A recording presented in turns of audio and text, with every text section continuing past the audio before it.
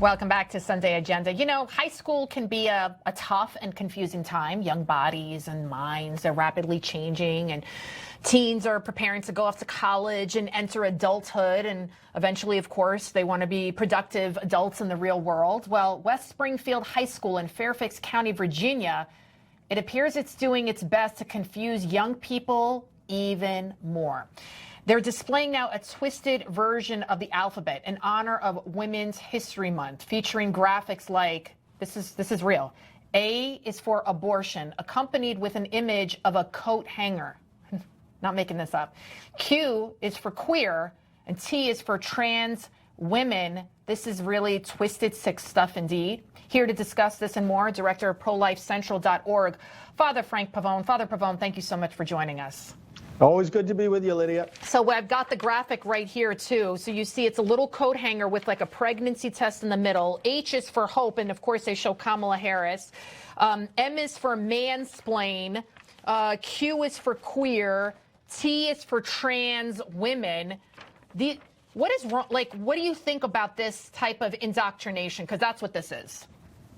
Yes, well, it shows that evil doesn't just happen. There are apostles of evil, and they have the zeal on their side that we're called to have on our side for the gospel of Jesus Christ. That's point one. Secondly, let me take the abortion part of this, since that's my full-time issue. You know, Lydia, they showed the wrong image there. I'd like them to show an abortion. I'd like them to put, why did you put a picture there of an aborted baby? And they know full well that the last thing they want to do in promoting abortion is to actually show abortion. We've discussed this many times. It's one of the key tasks of our ministry is to challenge people to look it in the eye. That's why we have lookatabortion.org as one of our main tools. But these people are, you know, they're doubling down on an agenda that the American people have rejected. So the more they double down on it, not only in terms of the issues themselves, but in terms of indoctrinating our children in this, the more that they're going to just implode and lose all political relevance. And that's just fine with me, and I'm sure with the rest of us. Yeah, and you see this, one of them, it's J for justice, J for justice, and you see a Palestinian flag here. You know, what do you think, like, what is this obsession with the left to push their hateful ideas, because that's what it is. This is all hate here and confusion. Right.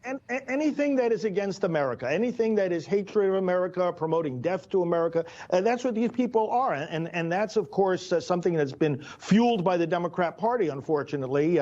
Like Mark Levin's book says, the Democrat Party hates America. And you've got this manifesting itself in so many different ways, and sadly, including in the classroom.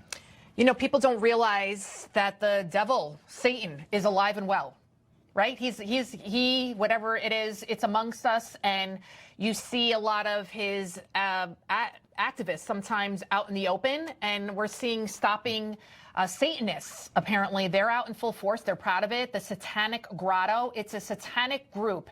And it's based in the heartland, in Kansas, of all places. And they're trying to hold a black mass inside the Kansas State House in Topeka, which they didn't have a permit for, in the name of religious freedom. And then chaos breaks out. Take a look at this, Father. In the presence of all the dread demons of the pit, and in this assembled company, I acknowledge and confess my past. I acknowledge and confess my past. Santa Maria. No!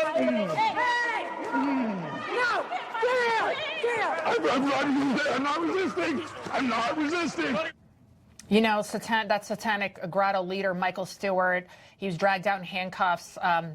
What do you think about this? Well, you know, Lydia, just as the left always tries to do, they're going to try to make themselves out to be the victims here. Michael was told before he entered that Capitol building what the restrictions were. And he said he understood them. They were told they weren't to have any services or demonstrations inside that building. And so, I mean, you break the law, you break the rules, you're going to suffer the consequences. So I don't want to hear any victim talk from these people. Second, Secondly, I don't want to hear from them, oh, we don't have our constitutional freedom of religion. Yes, you do. You have all the constitutional rights that anybody else has. And that's where, you know, all of us, we as Christians, we believe in the First Amendment. It's rooted not only in the Constitution, it's rooted in human dignity. And we're confident enough in our own faith to say that if these people want to have a satanic service, again, obey all the local rules and ordinances and so forth, show respect, but you want to show forth your religion, you know what? Be my guest, because ours is far more persuasive and powerful. The religion of Jesus Christ far, far overwhelms anything that these people have to bring forward. So let's have at it. Let's all express ourselves as Americans and, you know, be within the bounds of the law and within respect. But my goodness, I don't want to see these people painting themselves as victims. Yeah, the next step of victim is villain, right? And that's like you see that with the Tesla terrorists. They feel like, oh, I've been victimized, and then they become villains because they feel justified. This same satanic group, it's the same group that harass Christians and pro-life protesters. You know, they do these religious effigies. What do you think? You know, the fact that they're so open and blatant about their hatred for life and for Christians.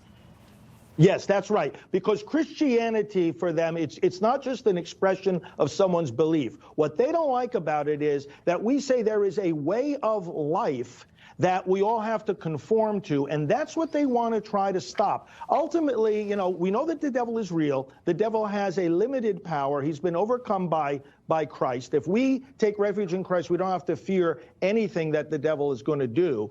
But the point is that they really don't even care about the devil as a spiritual being. What they are advocating is do your own thing, period. No God, Bible, commandments, rules, church, gospel, nothing you have to follow except what you want. That's the essence, actually, of Satanism, not worship of the spiritual being who is real, who is Satan. And that's why they hate pro-lifers so much. And when we go out with the gospel in the public square, because they're seeing that as a restriction of their freedom, and they say, no, no, no, no, I'm going to do whatever I want, even if it means killing a baby. Father Frank Pavone, as always, thank you so much for joining us this Sunday. Thank you for having me. All right, that'll